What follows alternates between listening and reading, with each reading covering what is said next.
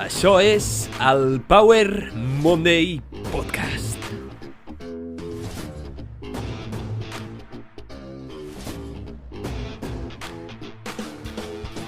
Benvinguts al Power Monday Podcast. Soc en Pau, el teu apassionat de salut, inspiració i ciència, i estic molt agraït de que estiguis escoltant aquest episodi. Farà uns mesos vaig viure una de les experiències que més m'ha impactat en la meva vida. Van ser 20 dies a Senegal, a un petit poble conegut com Abene. Vaig anar a Abene a fer un voluntariat sanitari i un turisme d'intercanvi cultural. Però el que no esperava, per res, és que durant aquesta curta estada tingués una de les experiències més emocionals, emocionants, intenses, filosòfiques, profundes, que m'han canviat en un període tan curt de temps. I és que va ser una d'aquelles experiències que et canvia la perspectiva. I per parlar de tot això i molt més, ens acompanya avui Marta Cuenca, que és la cofundadora del projecte Tu Casa en Àfrica. Un projecte que és diferent a les típiques ONGs, diferent a les típiques agències de turisme convencionals. Un projecte d'intercanvi cultural i de voluntariat que acosta els dos mons en un mateix punt. Un projecte on t'obren les portes literalment de casa seva i que t'obren també el cor. Vale, això ha quedat una mica cursi, però l'experiència va ser increïble.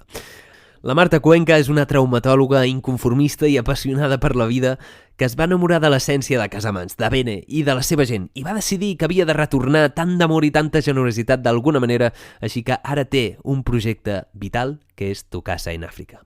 Abans d'anar a veure aquest episodi, deixa'm fer-te un petit recordatori. Si us plau, si valores aquest contingut positivament, si us plau, comparteix, no? Comparte, loco, comparte.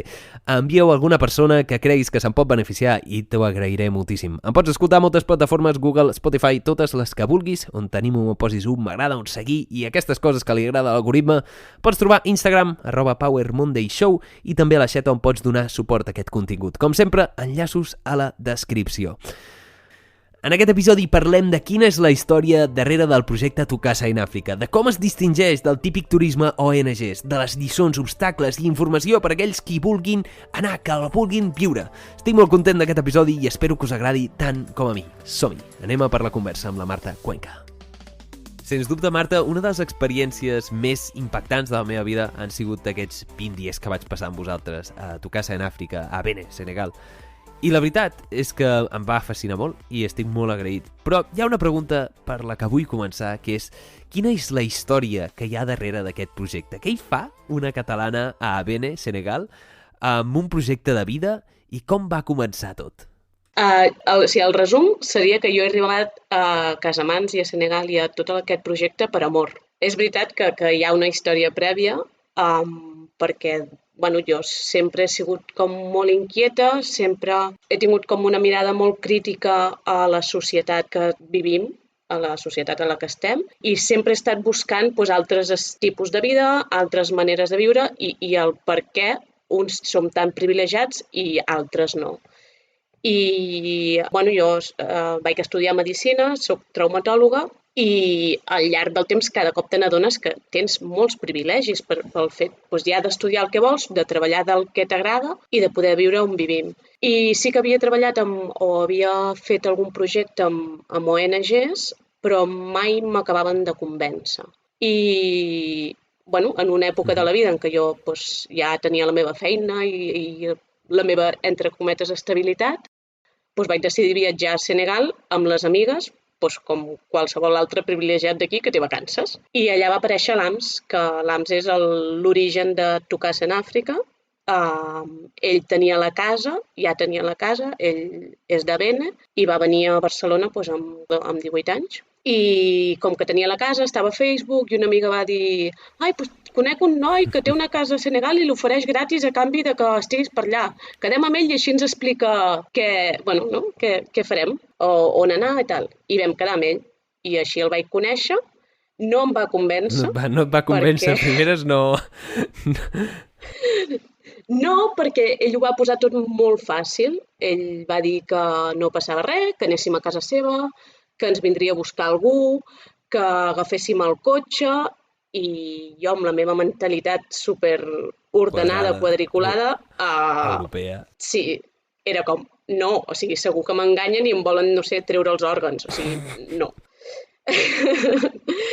I res, és veritat que vam estar parlant sobre Senegal i allà es va quedar. Nosaltres vam fer el viatge, però vam fer viatge organitzat i no vam passar per Avene i no vam passar O per sigui, al casa. final l'AMS no us va organitzar el viatge a vosaltres. Veu anar No, l'AMS no completament ens va... a una altra història.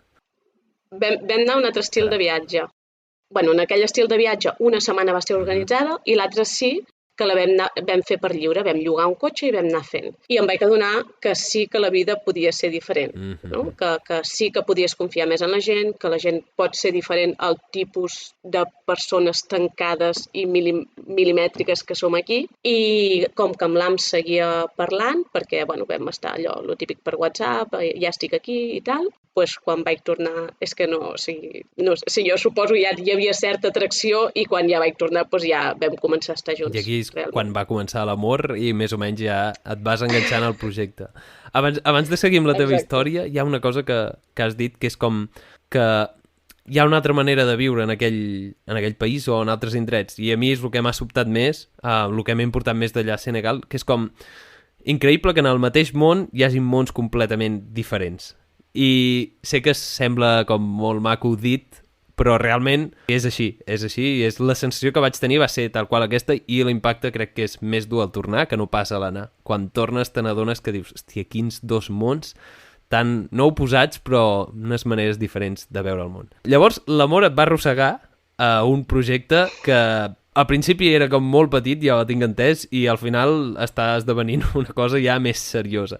Què ens pots explicar del projecte, de les dificultats i els problemes i lliçons que t'ha ensenyat al llarg de Tu casa en Àfrica, aquests 2 anys o 3 anys que porteu amb això? Clar, jo quan vaig arribar allà era un projecte realment com de t'obro casa meva i tu no cal que paguis res, no t'organitzo res tampoc, i el canvi és aquest intercanvi cultural.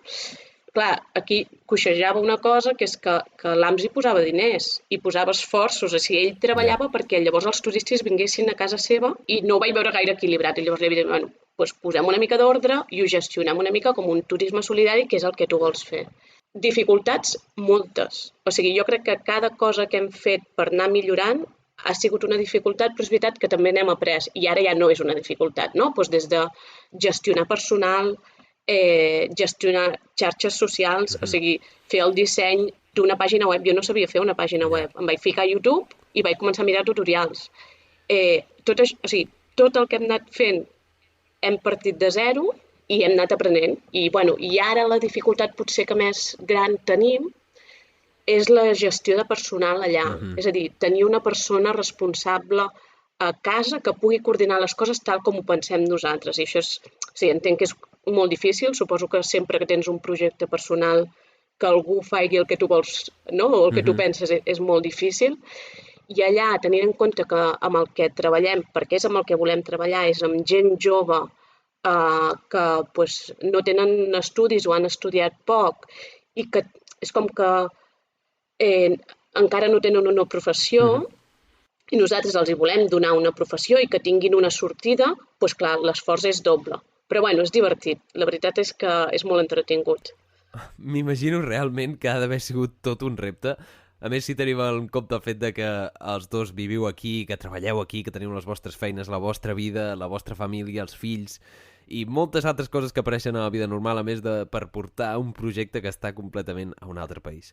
Una de les coses que em fascina més del vostre projecte és la dinàmica que ha agafat, no? És que no és una ONG convencional i tampoc és una agència de viatges o de turisme normal. Simplement és com la iniciativa més pura de les ganes d'obrir-te la casa a la gent, obrir la casa als turistes i, a més, aquest fet de combinar el turisme cultural amb el voluntariat, amb ajudar una mica al poble i causar un impacte positiu d'alguna manera. Què ens pots explicar d'aquest fet i com us distingiu vosaltres una mica de les agències convencionals típiques? Realment volíem trencar amb això, amb el viatge de turisme tradicional. Vull dir, jo he fet viatges de turisme tradicional i també he fet viatges per lliure i tinc molt clar, i l'AMS també té molt clar, què és el que no ens agrada. O sigui, el que no ens agrada és que et portin a un lloc però que no visquis l'essència, que no te n'adonis de realment el ritme de la gent, no? Quan et porten de turisme, et porten amb un programa, al matí fas això, a la tarda fas allò, al matí fas allò, no sé què. I si hi ha imprevistos, el turista és com que fins i tot exigeix que jo t'havia contractat tal. No, doncs a casa no és així. O sigui, a casa el turista s'adapta al ritme de la vida. I si la vida és que tu has quedat amb el de la furgoneta a les 9, però a les 9 no hi és, doncs ens esperarem tots, ens prendrem un segon cafè i tranquil·litat, perquè la vida és així. I si quan arriba la furgoneta, el motor no acaba d'arrencar, doncs empantarem tots la furgoneta. I ja està, perquè la vida a Senegal és així. I és una mica la idea de que no tot ha de ser amb els estàndards que tenim aquí a Europa, que poden estar bé a vegades, però altres vegades no cal. I, bueno, jo pensava així i l'AMS també pensa així i només falta que ens ajuntem dos perquè intentem cada cop que ve algú a casa fer-li canviar aquesta mentalitat. També crec que el fet de que a casa hi treballi família, no? I al final hi treballen germans petits de l'AMS, els seus pares venen a saludar cada 2x3, doncs fa, o és el que intentem, que tota persona que vingui a casa se senti com un mes de la família. La veritat és que, per ser honest, els 20 dies que vaig estar jo allà, aquesta fricció que notes amb la mentalitat europea és molt heavy. O sigui, tu arribes allà i vas amb la teva mentalitat de he de veure X parades turístiques, si no em moro, demà ens hem de despertar a aquesta hora, si no estic estressat. I la veritat és que els primers dies fins i tot es poden arribar a fer durs, però a l'hora de la veritat acabes entenent aquest concepte que explicaves tu d'integrar-se realment amb la vida d'allà. I un cop t'integres, doncs, és quan pots absorbir i us prometo que viure allà durant 20 dies realment coneixes bastant la gent, perquè estàs tot el dia amb ells. Estàs amb ells, fas el que fan ells, et mous amb ells, i sí, tens les teves maletes de turista i la teva mentalitat de turista, i òbviament salta a la vista que ets turista, però també t'integres d'una manera que jo no havia arribat a experimentar en cap moment. Llavors, com us enfronteu a aquells turistes més o menys que no s'acaben d'adaptar? Creus que tots s'adapten? Tots fan aquesta epifania o tenen aquests canvis? És per tots, això del turisme d'intercanvi cultural? És per tots, sí, si venen amb la mentalitat de fer-ho. És a dir, nosaltres intentem explicar-ho abans de no som un turisme tradicional, no t'esperis que vindrem a ventar-te, no tens piscina a l'hotel perquè no és un hotel, vens a casa nostra. No? Llavors, jo crec que aquí ja hi ha un filtre i qui vulgui un hotel, vull dir, sap que n'hi ha a altres llocs. És veritat que també ens hem trobat turistes que et diuen sí, i llavors arriben i et diuen no, però el xulo és veure quan fan el canvi. És una passada, perquè el primer dia estan com superexigents, però com molt quadriculats, no sé què, i nosaltres és com, deixa'ls, saps? Deixa'ls que se la fotin, i se la foten, s'emprenyen o ploren, i després fan un canvi, i et comencen a donar les gràcies, i ostres, quin canvi, i és que jo necessitava això, i és, o sigui, probablement és la gent que més i més ho disfruta, perquè hi ha gent que ja, no sé, ja té aquesta tendència i s'ho disfruten molt, però no noten tanta diferència. Però els que venen molt, molt quadriculats és molt divertit. I a part és guai, perquè també és una mica el que busquem. O sigui, nosaltres el que busquem és que quan tu tornis a casa, tu canvis de mentalitat. I clar, aquests són els que més canvien. La veritat és que si esperes un canvi o un impacte emocional, realment, almenys per mi i les persones amb les que vaig estar, el va tenir. O sigui, tots coincidíem amb que va ser emocionalment molt intens i molt més del que hauria d'esperar. Però la veritat és que, vulguis o no, d'alguna manera absorbeixes aquesta dinàmica que tenen un lema allà a Àfrica, bueno, almenys a Senegal, que és a Manque Fenti. No passa nada. A Manque Fenti. No passa nada. Tot el dia no passa nada. I tu, no, jo vull solucionar els problemes d'aquí. No passa nada. No, jo em vull llevar d'hora i no passa nada. Llavors, mica en mica, sí que realment aquesta hòstia potser és necessari com arrencar una tirita de cop i després el canvi, no sé, es nota. A part d'això, a part de l'intercanvi cultural, a part de que és un xoc cultural brutal, teniu també la part de voluntariat. que aquest també és un altre xoc cultural bastant interessant. Llavors, tu amb la teva mentalitat de traumatòloga, de treballar als estàndards europeus, quan arribes allà i veus com viuen i com treballen, què penses? O què sents? Intento que no m'exploti el cap. És a dir, jo, és veritat que ara ja estic bastant mentalitzada, però clar, treballen molt diferent, entre altres perquè no tenen recursos. És que els recursos són zero i els recursos que hi ha venen perquè són privats, és a dir, el pacient ha de pagar qualsevol cosa, t'ha de pagar una via. Llavors, què fas? És que has de treballar amb zero recursos. I a part d'això, doncs la diferència cultural, també hi ha una diferència d'idioma i una diferència de ritme. És com que has de trencar tots els esquemes que has après aquí i quedar-te només amb la medicina bàsica, allò que vas estudiar, el que hi ha als llibres. Tota la resta, tota l'experiència que en principi aquí et fa metge o et fa infermera o el que sigui, l'has de deixar enrere i dir, doncs tornem a començar. I és el que busquem, no? Amb el voluntariat que costa, i costa molt. Que diguis, doncs tornem a començar, m'assento aquí al costat d'aquest senyor, no? Del Julian o de l'infermer que sigui, i anem a veure com treballes tu i a veure com ho puc fer jo per fer alguna cosa bo i no liar-la.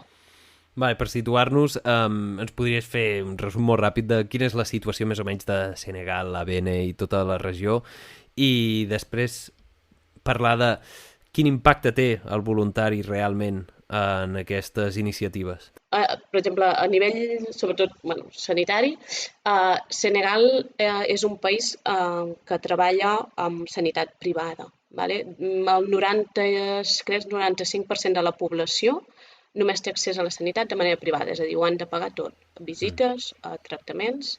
Aquest 95%, a part de tenir que han de pagar tots els recursos, diguéssim que tots els pobles el que tenen és un poste de santé. Un poste de santé és un ambulatori on hi ha un infermer o una infermera responsable, una llevadora, i la resta de gent que treballa a l'ambulatori són voluntaris, de manera que només guanyen diners si aquell mes s'ha visitat molt. Si no hi ha diners, ells no cobren. No hi ha metges de referència en la regió. Per exemple, de Benin, el metge de referència està a 30 quilòmetres, que és a Jululu, però allà no tenen accés a proves complementàries. Poden fer només analítica i ja està, perquè l'ecografia també te l'han de fer a Ziguinchor. Llavors, el metge i l'hospitalització o qualsevol cosa quirúrgica la tenen a 3 hores amb cotxe privat. Amb cotxe públic poden ser unes 5 hores.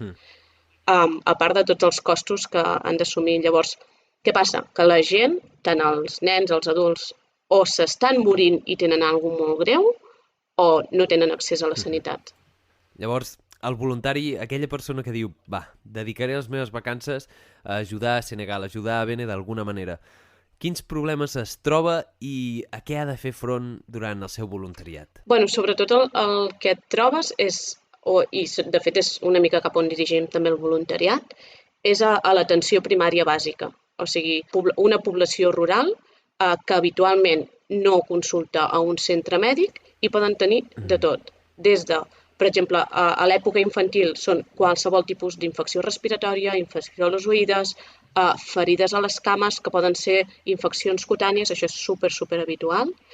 Amb la població adulta hi ha una gran part que és dolor a múltiples parts, dolor articular, dolor lumbar, del que sigui. Per què? Perquè, per una banda, jo crec que també hi ha aquest efecte de, ostres, és que hi ha sanitaris, saps? I és gratis. O sigui, vaig, és que a mi ja em fa mal tot. El que passa que normalment no em queixo i no vaig perquè no tinc els recursos.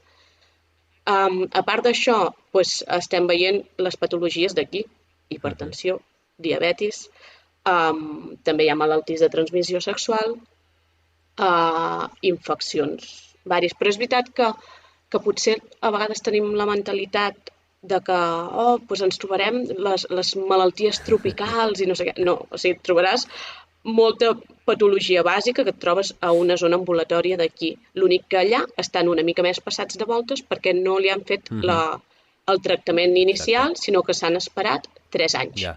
Bàsicament, amb la meva curta estada és amb el que ens vam trobar. Coses molt dermatològiques, coses que aquí serien poca cosa, com que no poden anar al cap, la majoria no tenen accés a poder-se pagar aquesta sanitat o, doncs, ja que hi ets tu, prefereixen venir amb tu, doncs acudeixen a tu. Trastorns menors, la majoria. I sí que hi havia alguns casos de malària. Jo recordo una pobra dona que es va desmaiar quan va arribar a casa plorant. No havia vist una dona plorant. Els africans, una cosa que no sé si estàs d'acord amb mi, és que aguanten com... no sé tu com a traumatòloga si has arribat a operar, però com estàtues. Mira, jo m'he trobat amb accidents que han passat allà al voltant i que et porten el tio dins d'un... O sigui, a mi m'han pujat a sobre d'un camió amb els dos accidentats a sobre el camió portant-nos a casa perquè els curi. O sigui, que era com, què hi faig aquí sobre el camió? Amb un tio amb la cama cap a... Bueno. I jo els he suturat, és veritat que amb anestèsia, però amb fractures i històries i no han dit ni mu. O sigui, i els veus suant, els veus que suen, però és que no diuen res, aguanten moltíssim. Però els nens igual, i aquí et trobes al contrari. Un nen que comença a xisclar, a plorar perquè li vols mirar la temperatura amb un termòmetre. En canvi, allà jo recordo un nen que tenia úlceres per tota la pell, que li desinfectàvem amb iode a raig i quiet, allà quiet, estoicament. Realment em sembla que tenen una altra visió completament diferent a la nostra, a la dels sanitaris i del que significa la medicina quan atens aquestes persones. Com dèiem, aquest projecte és diferent als projectes convencionals. Tu què creus que hauria d'esperar el voluntari que ve a fer un projecte amb vosaltres, que sacrifica, per dir-ho així, les seves vacances? De què us diferencia d'una ONG d'aquestes clàssiques en la que simplement vas a treballar, com a produir, i en realitat pagues 1.500 euros per estar-te a un país i anar a treballar? Com es diferencia el vostre projecte d'una ONG convencional i què hauria d'esperar el voluntari? O sigui, la nostra idea no és tant la visió de ONG occidental de... no sé, perdó l'expressió, però els blancs van ajudar a una altra població del tercer món, doncs en aquest cas africans, i com a blanc fins i tot aquesta part d'ajuda, no? Ja la paraula és allò, o sigui, vinc jo a ajudar-te, no, potser no, és que potser tu vens a un viatge de voluntariat però t'estan ells ajudant a tu, saps? Perquè tu com a voluntari, sobretot, és baixa expectatives. O sigui, no aniràs a salvar la vida de ningú. Potser sí, potser de casualitat apareix alguna cosa, tu ho saps fer i en aquella persona puntual la salves, entre cometes.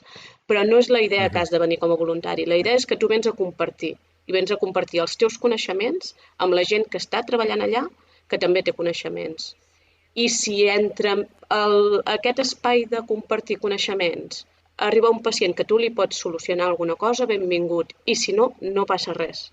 És una mica la nostra filosofia. Crec que és una filosofia bastant encertada perquè la veritat sí que, vulguis o no, vas amb la mentalitat europea de el héroe. Arriba a Àfrica, a Senegal, trauré aquí totes les males herbes, ajudaré a la gent, construirem cases i a més salvarem 4 vides pel camí, però la veritat és que no és així i, com dius tu, les persones que hi ha allà no són totes tampoc, pensen i tenen les seves idees, tenen les seves maneres de fer. I un dels dilemes filosòfics que a mi m'ha generat internament durant la meva estada allà i després quan he tornat aquí és, realment estic ajudant d'alguna manera la gent d'aquí? Realment els vull ajudar? Vull intervenir? Estic tenint com un impacte positiu?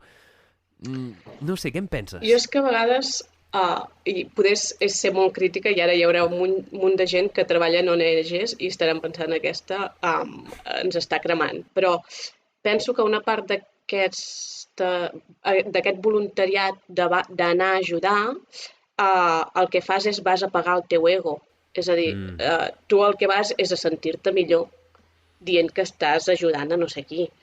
Però els estàs ajudant amb ells? Home, doncs no ho sé, és que seguiran el curs de la vida si tu no hi vas, saps? I han estat molts anys allà sense que tu hi fossis i no ha passat res. I a part de que habitualment el voluntariat és una època, és a dir, tu com a voluntari no t'hi passaràs tota la vida. O sigui, jo potser sí perquè tinc un projecte de vida, però habitualment la gent fa un voluntariat durant 1 o 2 anys perquè estàs amb una feina més o menys estable, potser encara no tens família i et pots permetre viatjar. però després, per exemple, tens fills i estaràs 15 anys que no tornaràs a un voluntariat i ells seguiran fent la seva vida a la seva manera. Llavors, crec que és més lògic que tu quan vagis com a voluntari t'adaptis a la seva manera de fer i que llavors surten coses boniques i llavors tots aprenem. Però si vas a imposar, a la que marxis ho deixaran de fer. Vull dir que no és útil.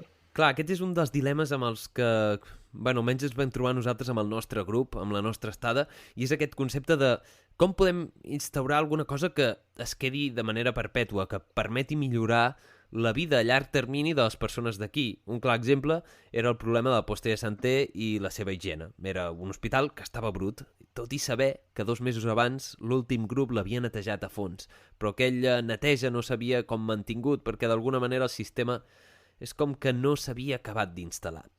Llavors, què creus que hauria d'entendre el voluntari abans d'anar a Senegal i abans de potser trobar-se amb aquests xocs, amb aquesta idea de que vinc aquí a canviar el món, vinc aquí a ensenyar com es fan les coses, però en realitat potser hem de coordinar-ho d'una altra manera, no?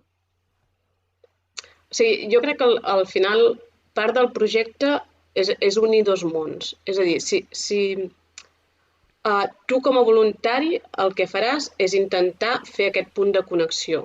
Vale? I el faràs a partir de la teva experiència. I tu viuràs aquesta experiència, connectaràs amb aquest altre món, però a més és el que abans també t'he dit, que la part important d'aquest projecte no és només el que tu visquis aquests 15 dies i el que hagis fet aquests 15 dies, sinó el que quan tornis transmetis.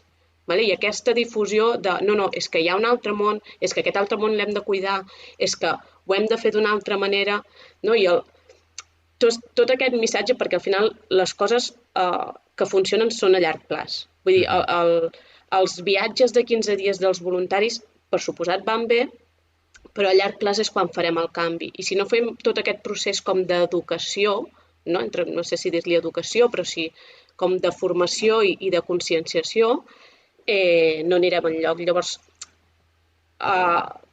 no sé, és com, vols venir de voluntari, vols fer un canvi a llarg plaç? Vale, doncs llavors aquest és el teu lloc. No? Vols fer un canvi a curt plaç? Doncs vés-te'n a qualsevol ONG a operar durant una setmana i després marxa. Ja. No sé si la similitud. Clar. Bueno, és un altre tipus de visió d'ajuda o d'integració o d'intercanvi amb les persones que viuen allà. Un projecte, com tu dius, de vida, o la diferència d'un projecte curtplacista de vinc aquí, opero 100 catarates, me'n torno al meu país i sóc un heroi que he inflat el meu ego perquè he solucionat la vida a moltes persones, quan en realitat potser hi ha altres maneres de solventar aquests processos. Llavors, el vostre projecte, el projecte de Tu casa en Àfrica, quina projecció té? Com veieu d'aquí 5 anys? Quines idees teniu? Has dit a parlar de I tu en Àfrica? Què ens pots dir d'aquests projectes? Sí, bueno, la idea, per una banda, és com que la nostra intenció és fer 2 camins paral·lels. Un, el de Tu casa en Àfrica, que probablement ja està una mica més consolidat, que és el de turisme solidari, i a partir d'aquí ofertar la casa amb excursions i això fer-ho com més constant al llarg del temps perquè la gent d'allà pugui tenir feina durant tot l'any. I l'altra part és la de I tu en Àfrica, que és l'associació que gestiona tota la part de cooperació.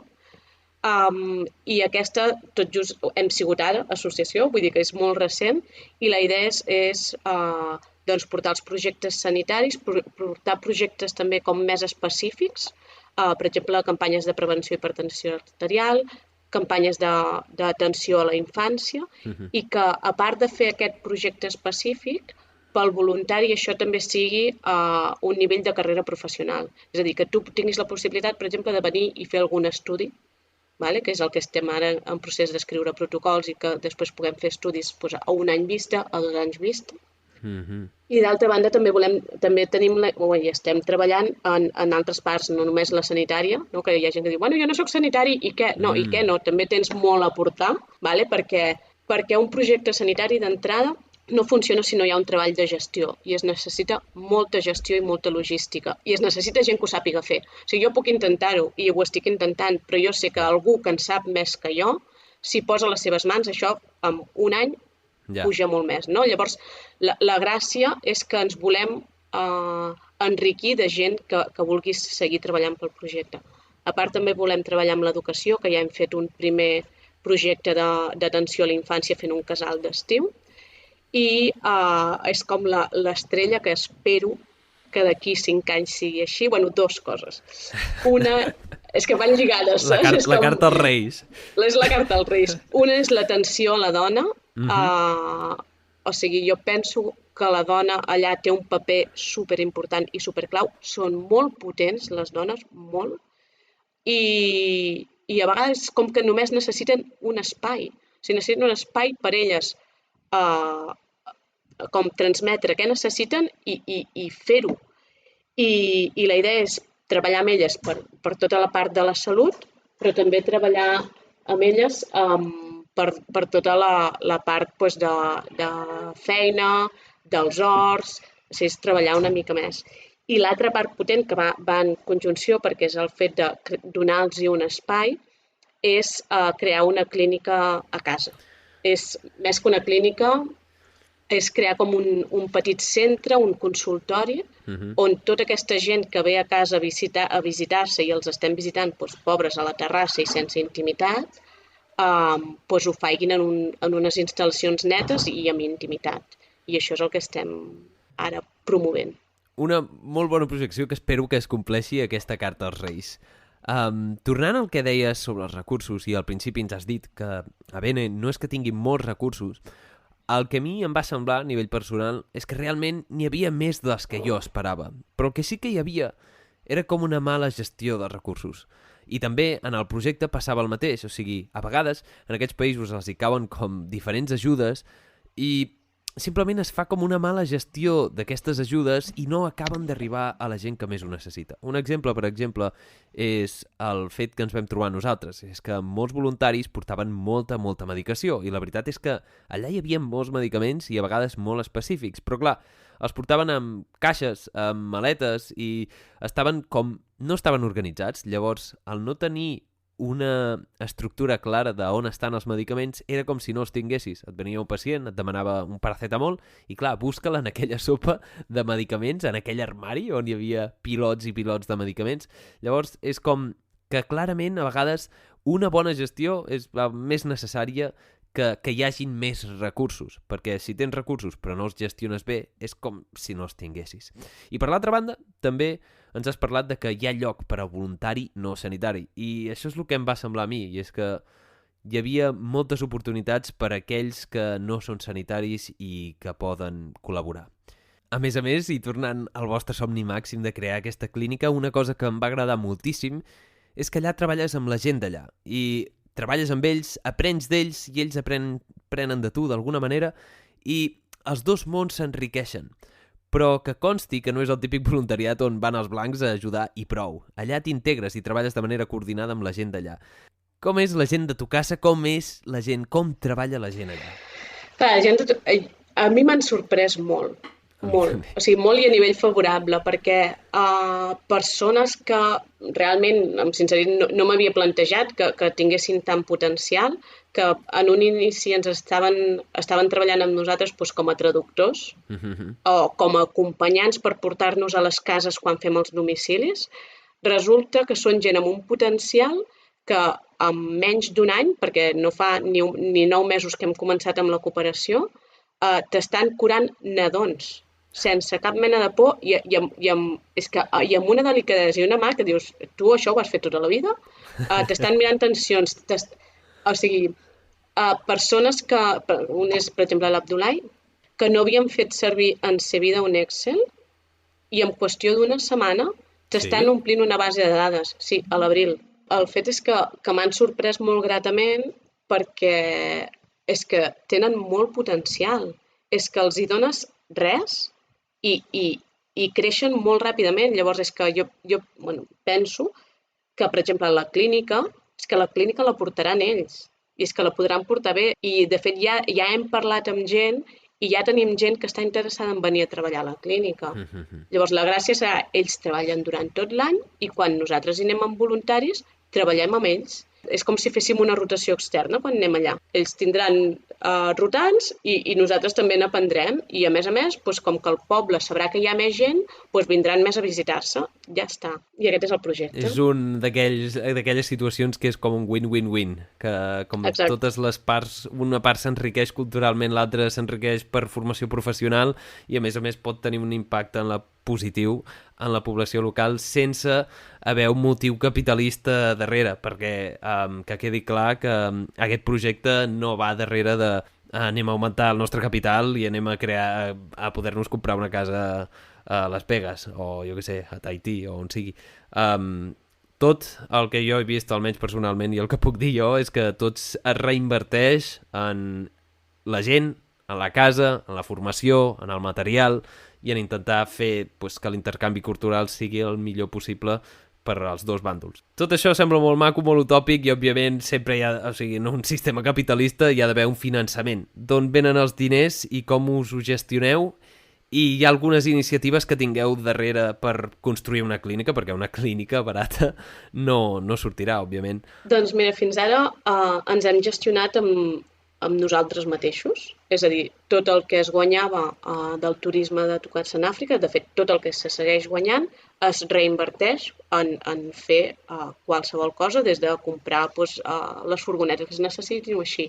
I amb la clínica hem començat igual. Hem fet ara un viatge, ara al pont de desembre, dels diners que s'han guanyat, s'han quedat allà i hem començat a fer fonaments i totxos. És veritat que amb això no en tenim prou perquè la clínica es necessiten peles. Llavors hem tingut una proposta d'una persona que és amiga des de fa molts anys i a més ha vingut de voluntària, que és el Manuel, que és editor, que té una editorial que es diu Extramuros i ell ens ha fet una donació de 100 llibres, 100 llibres de medicina, els quals diu que l'import el donarem íntegrament a finançar la clínica. De manera que ara aquest Nadal crearem una campanya de venda de llibres a canvi de la donació per finançar la clínica. Tenim l'objectiu de fer-ho en un mes, perquè si no a vegades la gent es cansa si ho fem a tope o no ho fem. I objectiu tope, que sabem que som molt optimistes, però com que tenim 100 llibres, són 10.000 euros. No, perdó, són 1.000 llibres. Vale. Són diferents preus, hi ha llibres de 4 euros a 12 perquè la gent decideixi quina donació vol fer. Val. Llavors es tracta d'un total de 1.000 llibres, eh? Exacte. És a dir, 1.000 referències que el preu íntegrament anirà per la financiació de la clínica, per la seva construcció. Així és. I, a més, ho fareu d'una manera una mica diferent. No serà la típica donació, sinó que intentareu ser com molt transparents, segons el que em va explicar Manuel. Sí, la idea serà... hem escrit el projecte i que és el que com llançarem una mica a xarxes i a contactes i després tota la gent que compri el llibre i diguéssim que fa aquesta donació la tindrem com a contacte perquè farà un seguiment de com va anant la clínica i a mesura que anem fent els avenços l'hem dividit com en 3 fases. Una és la dels fonaments i els totxos, que ja està feta, diguéssim, que és la part particular. La segona fase és la de aixequem parets i sostre. Llavors, és com que anirem informant ja tenim les parets i els sostres, amb imatges, vídeos i tempos. No? Després, ara comencem a equipar la clínica i la idea és que tothom sigui partícip de la formació i que estarà convidat a venir a veure la clínica a casa. Aquesta no la sabia. Hauré de comprar molts llibres, llavors. El que sí que vam parlar, que jo vaig coincidir amb el Manuel i aquest projecte més o menys me'l va mencionar, és aquesta idea de fer-ho transparent, de fer, a part de que una donació acaba sent un llibre, que és un llibre que està bé, no és que sigui un llibre que sigui una tonteria, són llibres de medicina antics, alguns molt interessants, amb il·lustracions bastant precioses, i aquests diners aniran íntegrament a la clínica i, a més, doncs, veureu, o tots aquells que doneu o regaleu un llibre, podreu veure el progrés que es fa, veure com la donació en si té un impacte real en transformar d'alguna manera la realitat que existeix a Bene. Llavors, felicitats pel projecte, és el primer cop que s'anuncia en públic, crec. Sí, sou els primers. De nou, felicitar-vos per aquest tipus d'iniciativa, aquest projecte. Crec que fan falta més projectes així, més transparents i que tinguin un impacte positiu real. I, a part d'això, recordar que trobareu els enllaços a la descripció d'aquest episodi, tots els projectes i iniciatives, I tu en Àfrica, Tu casa en Àfrica i l'editorial del senyor Manuel, Extramuros, que podeu donar suport. Compreu un llibre, que són llibres bonics, i a més contribuïu de manera real i podeu veure l'impacte que feu amb les vostres donacions. Per continuar, et vull fer una pregunta, i és que hem pintat molt bé això del voluntariat i de l'intercanvi cultural, però és per totes les etapes de la vida fer això? Creus que tothom es pot beneficiar d'alguna manera d'aquest tipus de viatges? Sí, perquè cada etapa de la vida jo crec que et pot implicar d'una manera diferent. Per exemple, hi ha gent que ens diu bueno, és que vaig amb els meus fills, els teus fills són els que millor s'adaptaran i els que més bé s'ho passaran. Els nanos adolescents necessiten aquesta hòstia. No sé si es pot dir hòstia en un podcast, però... Sí, es pot dir. Jo he dit potser masses paraulotes en aquest podcast, així que no em preocupis. I d'altra banda és el que diu, no? La gent, bueno, és que potser soc massa gran. Per què? Per viure. O sigui, no. Llavors, nosaltres sempre diem qualsevol edat. O sigui, els meus pares han vingut i vull dir que qualsevol edat. Segona pregunta típica que es fa. Ja és segur Senegal? No vols dir que m'atracaran i em robaran? A veure, jo personalment puc dir que és segur, però que em van parar a una frontera i em van titllar de narcotraficant i vaig haver de subornar algú. Però què opines? És segur això de Bene? Bene és segur i Senegal és segur. És veritat que sempre depèn on et fiquis i en quin moment. O sigui, Barcelona és segur? Doncs depèn l'hora i el lloc on et posis, no? Pots anar sol pel carrer, sobretot a les noies, no? En plan, sí, pots passejar sola i no et passarà res. Ara, si te'n vas a un antro a les 3 de la nit i et poses amb persones que tot arreu n'hi ha, no? Normalment alcohol, drogues i una mica més enllà, tens més possibilitats de tenir problemes. Però si et mous com una persona d'allà que està adaptada al món, doncs no, és un país segur. Sí, la veritat és que, a més, si vas amb els locals d'allà, no vaig percebre cap problema. Realment et porten... Si et deixes portar una mica, més o menys, si segueixes la corrent, vas sobre segur. Si confies en ells, vas sobre segur sempre, sempre. És una passada. Pregunta típica de turista, i menjar què? Doncs menjaràs molt arròs, perquè és el que hi ha. No, però... No, és veritat, és veritat. És veritat. Arròs amb ceba. És cert que la gent arròs amb ceba. La gent es sorprèn perquè el menjar és bo i no es passa gana habitualment. O això és el que em diuen. Jo sóc la primera que tinc la sensació que m'engreixo cada cop que vaig callar. Bueno, en part potser serà el culpable de la Dèlia i l'esmorzar tradicional allà, que encara no acabo d'entendre, però sí que amb gana no us quedeu. Amb gana allà no... Ningú us va queixar de gana ni de que el menjar estigués dolent. D'altres coses potser sí, però d'això segur que no. Si portes allà un mes, doncs és veritat que menjaràs més arròs del que menges aquí i menjaràs més pasta del que menges aquí, perquè no hi ha tanta varietat, perquè no n'hi ha. No. Però menjaràs peix, menjaràs carn potser és el que menys menges, hi ha verdures, hi ha fruita. Si et toca l'època de mangos, seràs la persona més feliç del món si t'agrada el mango. Hi hauré d'anar, Hi hauré d'anar perquè m'agrada molt el mango. I segons em va explicar l'AMS, et despertaves pel matí i agafes un mango de l'arbre que vulguis, perquè tots els arbres d'allà, els autòctons, són mangos, i esmorzar mango. És que és així. I a vegades la gent s'acaba el mango i tu dius, home, que vull un altre mango. I s'aixeca algú, va a l'arbre amb un pal i t'agafa 2 mangos i te'ls porta. I és com, soc la persona més feliç del món.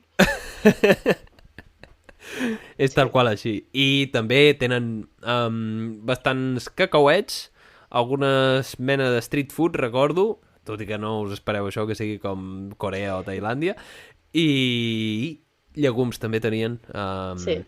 També doncs, plats típics que combinen llenties, mongetes i cigrons, ens en van fer més d'un dia. Gana no em passeu i en principi no em va semblar veure una situació de desnutrició. Igual a altres països la situació és diferent i és més complexa, però almenys Senegal i aquella zona que és Abene, no? Que és una part de Casamance, que és una part més o menys benestant dins de Senegal, no hi ha situació de desnutrició. potser hi ha malnutrició, com existeix en Europa, i em va sorprendre que hi havia obesitat, en algun cas, i sobrepès. Això us hi podeu trobar, suposo, per als grans productes occidentals que han arribat, com la Delia, que és una Nutella a base de cacauet, que és, òbviament, addictiva, i que és el primer que trobes a faltar. Quan te'n vas, dius, hòstia, la Delia. No hi ha esmorzada per la Delia. Sí, hi ha més malnutrició que desnutrició.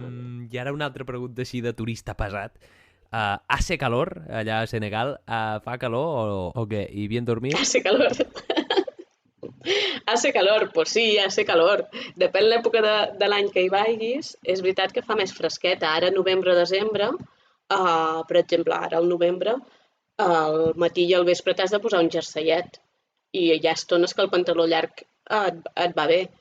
Hi ha altres èpoques, com a l'abril, que fa calor, bastanta calor. Tirants, pantalons curts i les hores de més sol t'assentes allà a l'hamaca sota el mango i esperar que passi el sol. No? La solució. Sí, completament. I bien dormir, pues...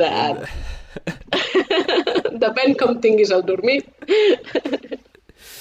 Bueno, és un altre món, sens dubte, però es dorm bé. Jo, al final, això sí que la veritat, els primers dies vaig arribar i dic, fuà, aquest coixí és dur com una pedra, però al cap de 2 dies ja és com que t'adaptes sense voler-ho. Ja no, al principi, si vens molt amb el xip aquest, sí que vas notant coses que em molesten, però després ja és com, estic aquí.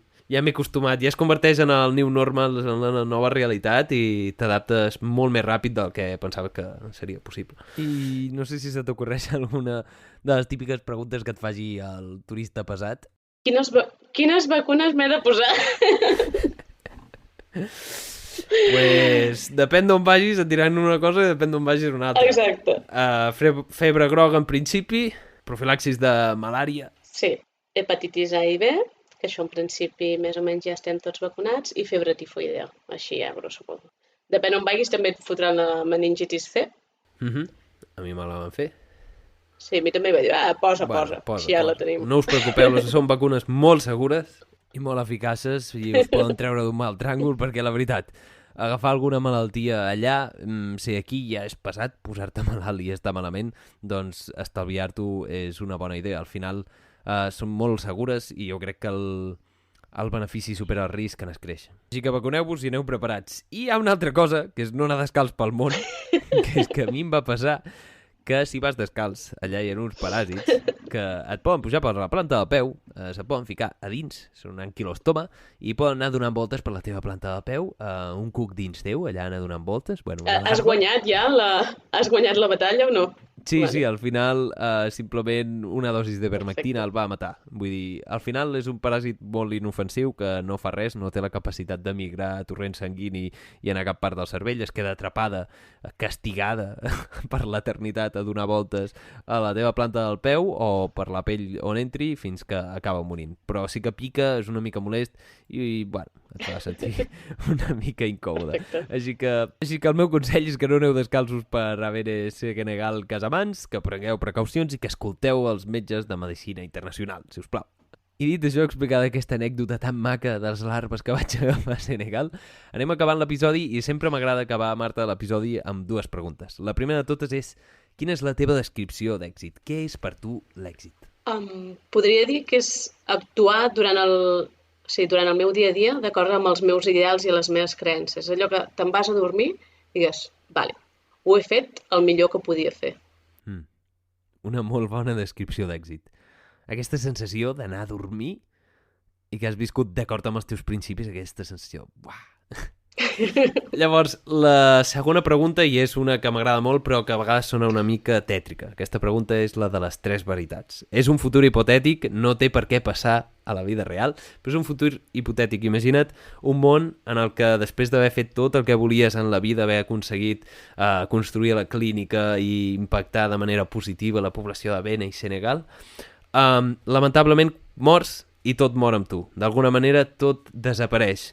Però et dona l'oportunitat, digue-li Déu, el destí o qui sigui que vulguis o qui creguis, de deixar 3 missatges a la humanitat.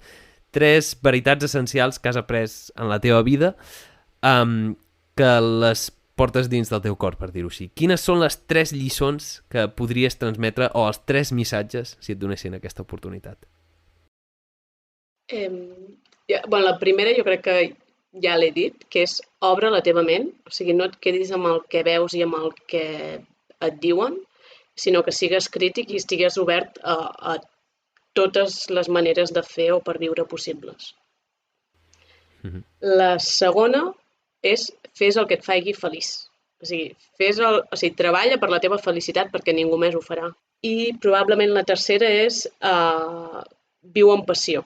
O sigui, al final l'amor és l'arma més poderosa i s'ha de viure amb amor. Molt bones 3 veritats. Gràcies per compartir-les amb nosaltres i, si em permets el luxe, n'afegiré una altra. Espero no passar-me. Vinga. Amant que fenti. Amant que fenti. No passa res, amant que fenti, que la vida igual no ens l'hem de prendre tan seriosament. Si aneu allà, definitivament, aquest principi el sentireu. Marta, moltíssimes gràcies per haver-nos acompanyat en aquest episodi del Power Monday Podcast. Moltes gràcies, Pau.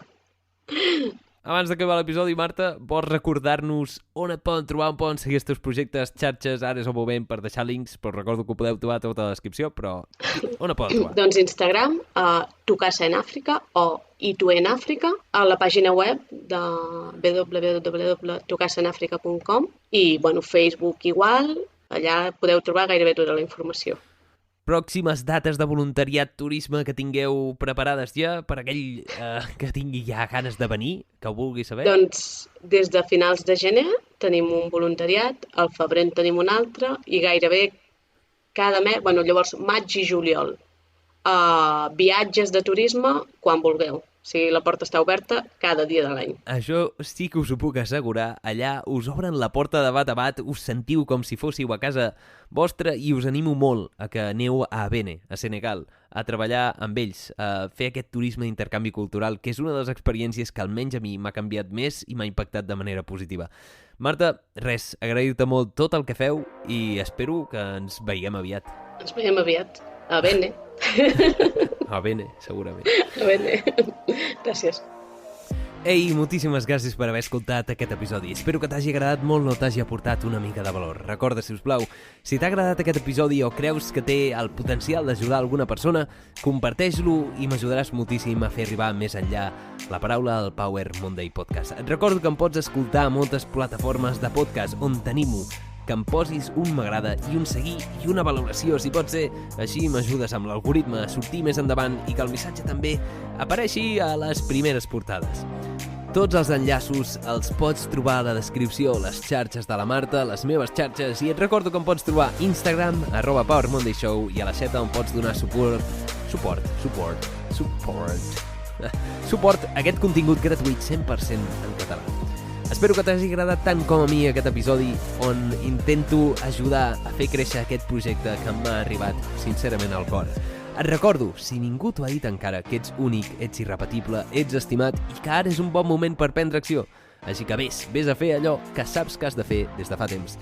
Et desitjo una setmana èpica plena de creixement personal, amor, llibertat i ens veurem com sempre en el pròxim episodi. Ciao! Ui, s'obre aquí una mica de temps per una anècdota. Me'n recordo que allà a Bene, a Senegal, una de les coses que em va impactar més és lo bé que responien a la medicació la gent d'allà. És a dir, només que els hi prestessis una mica d'atenció i els hi donessis una ibuprofè, hi havia una dona que no podia caminar del mal que li feia la cadera i l'endemà la vaig veure ballar, em va rebre ballant, mira, ballant de lo bé que estava amb un sol ibuprofè. Són molt agraïts, són gent molt maca i us animo molt a que feu aquest viatge. Records per tots els de Tu Casa, moltes gràcies i ens veurem aviat.